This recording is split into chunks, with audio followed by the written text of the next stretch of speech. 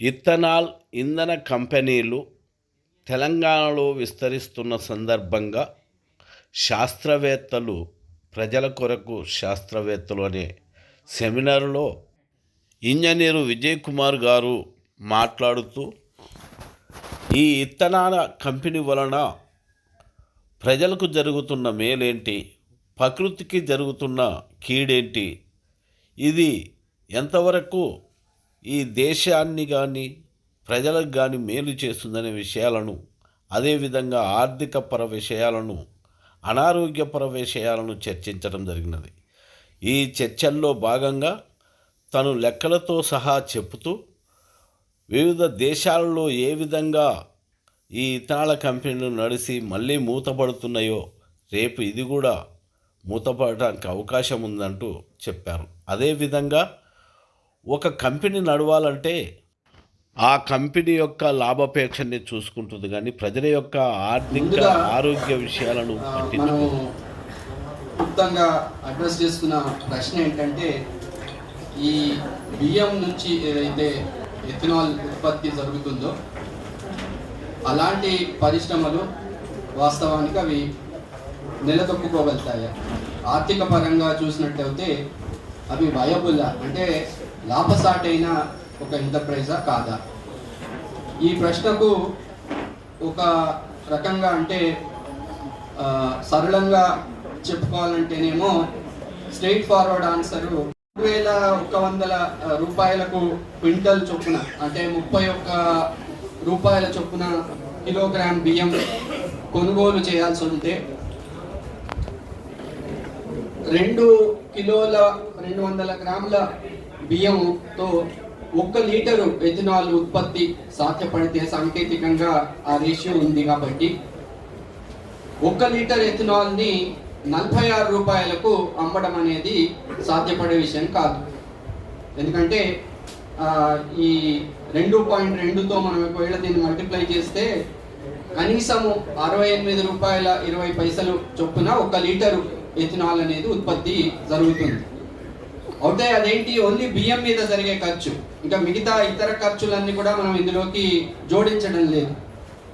కాబట్టి 46 రూపాయలకు అమ్ముతారని ఏదైతే ధర పెట్టారో ఆ ధరకు ఇప్పుడు అంటే ఇనిషియల్గా బిగిన్ అయినప్పుడు 2021లో వాళ్ళు 46 అనేది అందులో 21 రిపోర్ట్లో ఉంది సార్ ఆ ప్రైస్. సో ఇనిషియల్గా ఉండే ప్రైస్, ఇప్పుడున్న ప్రైస్ దాదాపు 60 రూపాయలు. అది కూడా చెప్తాను నేను, ఇప్పుడు పెంచారు 2 సార్లు 2 విడతలుగా దాని ధర పెంచుతూ పోయారు. బట్ ఫస్ట్ ఇనిషియల్గా బిగిన్ అయింది, ఈ ప్రిమైస్తో బిగిన్ అయింది 46 రూపాయలకు అమ్ముతారని. కాబట్టి స్ట్రైట్ ఫార్వర్డ్గా అది సాధ్యపడే విషయం కాదు. కానీ మనం ఒకవేళ మిగతా కంపెనీలు ఏవైతే ఇవాళ రాష్ట్రంలో నడుపుతున్నారో, మరి ముఖ్యంగా నా అనుభవము ఈ మందులు ఫార్మస్యూటికల్ కంపెనీస్, ఇది నేను రీసెర్చ్ చేస్తున్న సమయంలో ఇంటర్నేషనల్గా కూడా, అంటే అంతర్జాతీయంగా ఒక లిటరేచర్ ఏమని ఎమర్జ్ అయిందంటే, ప్రపంచంలో మరి ముఖ్యంగా వెనుకబాటు ఉన్న దేశాలలో డర్టీ గూడ్స్, అంటే మురికి వస్తువులు అని ట్రాన్స్లేట్ చేసుకోవచ్చు, మురికి వస్తువుల యొక్క ఉత్పత్తి అనేది పెద్ద పెట్టుబడిదారీ దేశాలు పేద దేశాల్లో ఇట్లాంటి ఉత్పత్తులు చేయించి తాము వస్తువులు కొనుక్కోవడం అనేది పరిపాటైపోయింది. అంటే దీన్ని ఎట్లా అర్థం చేసుకోవాలి? ఒక మురికి వస్తువు అంటే ఏంటి బై డెఫినేషన్? ఒక మురికి వస్తువు అంటే ఉత్పత్తికి జరిగే ఖర్చు ఏదైతే ఉంటుందో దానికంటే కూడా వాళ్ళు ఉత్పత్తి చేసిన వస్తువు యొక్క ధర తక్కువ ఉంటుంది. అంటే బై డిఫాల్ట్ ఈ మురికి వస్తువులు అనేది అన్ఎకనామికల్. మనము అంటే 2 రకాలుగా చెప్పుకోవచ్చు. ఒకటి విలువ పరంగా ఈ రకమైన డెఫినేషను, ఇంకొకటేమో ఎంతైతే వాల్యూమ్ అంటారు, అంటే లీటర్లు పరంగా ఎంతైతే మనము ఒక వస్తువుని ఉత్పత్తి చేస్తామో ఆ వస్తువు యొక్క లీటర్ల కంటే అది విదజల్లుతున్న వ్యర్థ పదార్థాల లీటర్ల సంఖ్య అనేది ఆ రేషియో ఎప్పుడు ఎక్కువగా ఉంటుంది. అంటే వ్యర్థాలు ఎక్కువగా ఉండి అసలు పనికొచ్చే వస్తువు క్వాంటిటీ తక్కువ ఉండడం కూడా మనం ఒక మురికి పదార్థంగా డిఫైన్ చేసుకోవచ్చు. సో మురికి పదార్థాలు యొక్క ఉత్పత్తి అనేది ప్రపంచంలో మరీ ముఖ్యంగా వెనుకబాటు ఉన్న దేశాలలో ఇది సామాన్యమైన విషయం. ఇది కాబట్టి ఒక ఇండస్ట్రీ అన్ఎకనామికల్ కాబట్టి ఈ ఉత్పత్తి జరగదు అని మనం అనుకోవడము అది కొంత ప్రాబ్లమాటిక్ అవుతుంది. ఎందుకంటే ఇప్పుడు మనం ఒకవేళ ఈ ప్రపోజిషన్తో పోతే అంటే నిజంగా ఇవాళ జూరాల ఆర్గానిక్స్ లిమిటెడ్ అనే కంపెనీ ఈ వస్తువుని ఈ రేటుకి అమ్ముకోలేదు కాబట్టి ఇది సాధారణంగానే ఒక రకంగా అది మృత్యువుకి పడుతుంది లేదా అది మూసుకుపోతుంది అని ఒకవేళ మనము అజంప్షన్తో బిగిన్ అవుతే మనం ఇంత పోరాటము ఎందుకు చేస్తున్నట్టు, ఇంతమంది జైళ్ళల్లో ఎందుకు పోయినట్టు అనే ఒక ప్రశ్న మనం కూడా అడుక్కోవాలి. ఎందుకంటే కొన్ని రోజులు ఆగుతుంది, ఎట్లాగో నష్టాలకు గురయ్యేది మూసుకుపోవచ్చు. కానీ ఆ అజంప్షన్ కరెక్ట్ కాదు. అది ఎందుకు కరెక్ట్ కాదంటే ఈ మురికి పదార్థాల ఉత్పత్తి అనేది అంటే ఆర్థిక పరంగా నష్టానికి గురవుతుందని తెలిసి కూడా ఒక ఉత్పత్తి చేస్తూ దాన్ని లాభాల వైపుగా తీసుకుపోవడం అనేది ఇండస్ట్రీకి వాళ్ళ కామన్ అయిపోయింది. క్యాపిటలిజం పెట్టుబడిదారీ వ్యవస్థ ఇవాళ మన దేశంలో నడుస్తున్న తీరు అట్లాంటిది.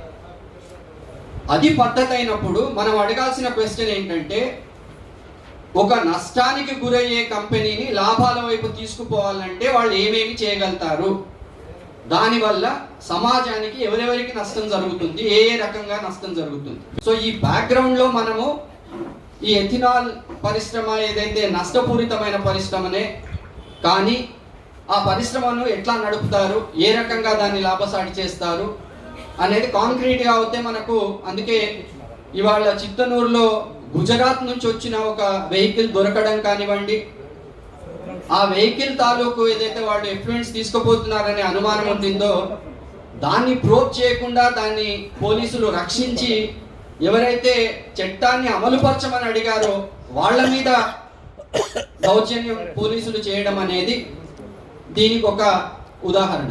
సో మొట్టమొదటిగా మనం చెప్పుకోవాల్సింది ఏంటంటే ఈ నీతి ఆయోగ్ మరియు అగ్రికల్చర్ తాలూకు మినిస్ట్రీ వాళ్ళు రెండు కలిసి ఒక 2021లో ఒక రిపోర్ట్ తేవడం జరిగింది. అందులో ఎథినాల్ బ్లెండింగ్ అంటే పెట్రోల్ ని వాడే క్రమంలో పెట్రోల్తో పాటు ఒక 10% ఎథినాల్ని మనం 2023 వరకు అచీవ్ చేయాలి. అట్లాగే 20% ఎథినాల్ని 2025 వరకు అచీవ్ చేయాలి అని టార్గెట్స్ పెట్టుకున్నారు.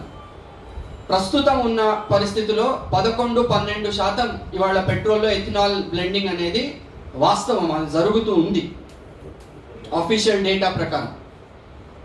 అయితే ఇది సాధ్యపరచాలంటే దాదాపు 1016 కోట్ల లీటర్ల ఎథినాల్ అనేది ఉత్పత్తి అవసరము అనేది వాళ్ళ అంచనా. 1016 కోట్ల లీటర్ల ఎథినాల్ అనేది ఉత్పత్తి జరగాలంటే ఇందులో 648 కోట్ల లీటర్ల ఉత్పత్తి అనేది షుగర్ కేన్ ద్వారా చేస్తున్నారు. అంటే షుగర్ కేన్ ద్వారా చేయాలి అనేది వాళ్ళు పెట్టుకున్న టార్గెట్. సో 648 కోట్ల లీటర్ల ఎథినాల్ని ఒకవేళ షుగర్ కేన్ ద్వారా జరిపితే 332 కోట్ల లీటర్లు ధాన్యం ద్వారా జరగాలి. ఇందులో ధాన్యం అంటే రకరకాల ధాన్యాలు ఉంటాయి. ఒకటి మొక్కజొన్న, రెండోది వచ్చేసి మనకి ఏదైతే పాడైపోయి మురిగిపోయిన బియ్యం ఉంటుందో అంటే ఎఫ్సిఐ గోడౌన్లో మెయింటెనెన్స్ సరిగ్గా లేకుండా ఉండే ధాన్యము, ఆ ధాన్యం ఒక ప్రపోర్షను. మరి ఎఫ్సిఐ మెయింటైన్ చేస్తున్న ధాన్యాల్లో సర్ప్లస్ బియ్యం ఏవైతే ఉంటాయో అది ఒక ప్రపోర్షన్.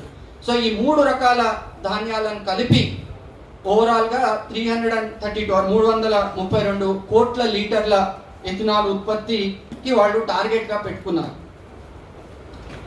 ఇప్పుడు దీనికని దాదాపు 165 లక్షల టన్నుల బియ్యాన్ని లేదా ఓవరాల్గా గ్రెయిన్స్ని సేకరించాలి అనే లెక్క వాళ్ళు వేసుకొని అందులో దాదాపు 40 లక్షల టన్నుల బియ్యం అనేది ఇది స్టోరేజ్ సరిగ్గా లేకుండా పాడైపోయిన బియ్యం యొక్క లెక్క.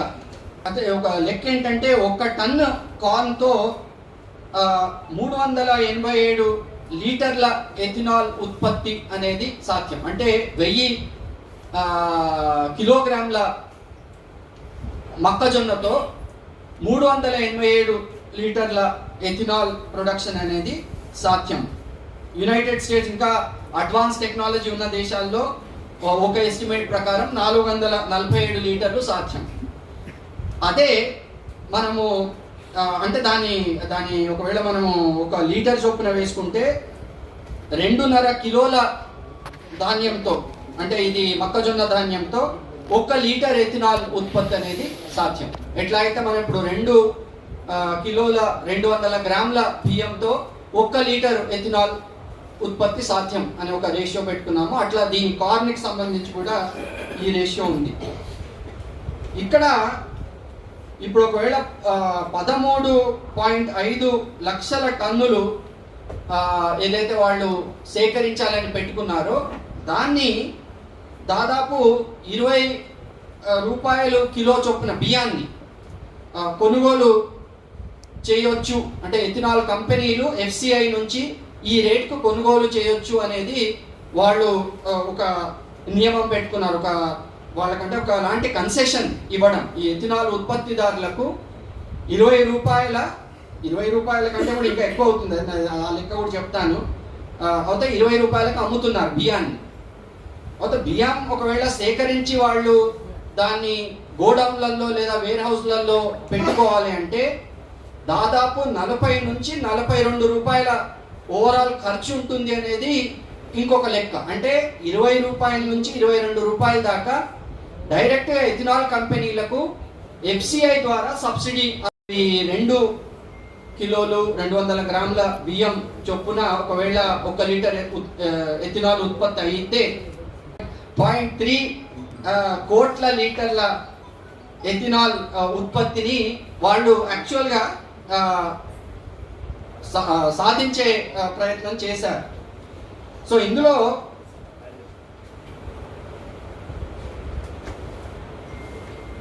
ఇది దాదాపు 18%. అంటే వాళ్ళు 332 ఏదైతే టోటల్ పెట్టుకున్నారో ధాన్యాల ద్వారా ఉత్పత్తి చేయాల్సిన ఎథినాల్ టోటల్ 332 కోట్ల లీటర్లు ఏదైతే పెట్టుకున్నారో దానికి ఈ 61.3. సో ఇట్లాంటి పరిస్థితి ఉండగా సో ఇవాళ ప్రభుత్వం ఏదైతే విత్డ్రా చేసిందో షుగర్ కేన్ మీద ప్రొహిబిషన్ చేసింది, ఇటు ఫుడ్ గ్రెయిన్స్ మీద కూడా ప్రొహిబిషన్ చేసింది. అది చేసిన దానికి వెనకాల కారణం వల్ల ఇవాళ మనకు ఎన్నికలు ఉన్నాయి, లోక్సభ ఎన్నికలకు పోతున్నారు. కాబట్టి ఆ ఎన్నికల కంటే ముందు ఒకవేళ ఈ PDS తాలూకు బియ్యం ఒకవేళ పేదలకు రీచ్ కాకపోతే ఒక రిసెంట్మెంట్ వచ్చి వాళ్ళకి ఓట్లు పడవేమో అనే భయంకి మాత్రమే అది టెంపరీగా స్ట్రాటజీగా విత్డ్రా చేశారు. మళ్ళీ ఎన్నికలు అయిపోతూనే వీళ్ళు గిట ప్రభుత్వంలోకి వస్తే మళ్ళీ రీఇంట్రడ్యూస్ చేస్తారు. కాబట్టి ఈ బ్యాక్గ్రౌండ్లో ఇన్ని ఫ్యాక్ట్స్ని మనం ముందలో పెట్టుకొని ఇవాళ ఎథినాల్ పరిశ్రమకు వ్యతిరేకంగా జూరాలలో ఏదైతే ఉద్యమం జరుగుతుందో, చింతనూరులో పరిసర ప్రాంతాల్లో ఏదైతే ఉద్యమం జరుగుతుందో ఆ ఉద్యమం యొక్క ఇంపార్టెన్స్, అంటే ఈ వాయిస్ అనేది లేకపోతే ఈ ఇండస్ట్రీని ఆపడం అనేది సాధ్యం కాదు. ఈ ఇండస్ట్రీ అదంతకదే మూసుకుపోయేది కాదు. బికాజ్ వీళ్ళు ఒక పెద్ద నెట్వర్క్లా ఫార్మ్ అయ్యి వాళ్ళు దాన్ని అన్ని రకాలుగా అడ్వాంటేజెస్ బేరేజ్ వేసుకొని వాళ్ళ మధ్యలో వాళ్ళు అది ప్రాఫిట్ని ఓవరాల్ ప్రాఫిట్ని ఒక అంటే హిందుత్వ అనేది మనకు అందుకే ఒక క్యాపిటలిస్ట్ క్లాస్ యొక్క యూనిటీగా చూడాలి. వాళ్ళంతా ఒక క్లాస్గా ఆపరేట్ అవుతున్నారు ఇవాళ. కాబట్టి వాళ్ళ ఇంట్రెస్ట్ వాళ్ళకు క్లియర్గా తెలుసు. కాబట్టి ఆ రీడిస్ట్రిబ్యూషన్స్ వాళ్ళు నెగోషియేట్ చేసుకొని వర్కౌట్ చేసుకొని దాన్ని వయబుల్ చేసుకుంటారు అనే దృష్టితో మనము ఈ ఉద్యమాన్ని ఇంకా ముందుకు తీసుకోవాల్సిన అవసరం ఉందని చెప్తూ నేను ముగిస్తున్నాను.